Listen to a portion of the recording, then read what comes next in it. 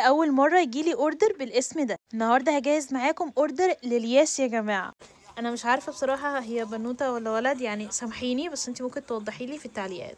اول حاجه هحط لها حلويات المتجر، واكيد كارت المتجر. طبعا هنا كل حساباتنا على مواقع التواصل الاجتماعي عشان لو حد فيكم حابب يتواصل معايا. وكمان هحط هديه على الاوردر. بصوا يا جماعه الاوردر تحفه. خلونا الاول نبدا بالميك اب. اول حاجه طلبت البرايمر بتاع روز بيري. البرايمر ده بديل البرايمر بتاع شجلام. كمان معانا في الاوردر الليب اويل بتاع شجلام. شايفين اصلا الفرشه بتاعته خطيره ازاي؟ عايزه اقول لكم بيدي لمعه تحفه للشفايف، خصوصا لو هتستخدموه بعد محدد الشفايف. اخدت كمان البيوتي بلاندر بتاعت هدى بيوتي، نازله بسعر رخيص موت بجد. كمان معانا في الاوردر الكوكو واكس اللي هو الشمع البارد بالرمان.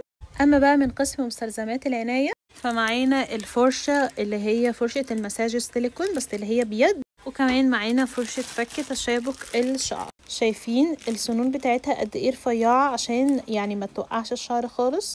اخر حاجه معانا في الاوردر الكلافزات بتاعه تقشير الجسم من أليس. عايزه اقول لكم هي طبعا بتيجي قطعتين عشان اتسالنا السؤال ده كتير.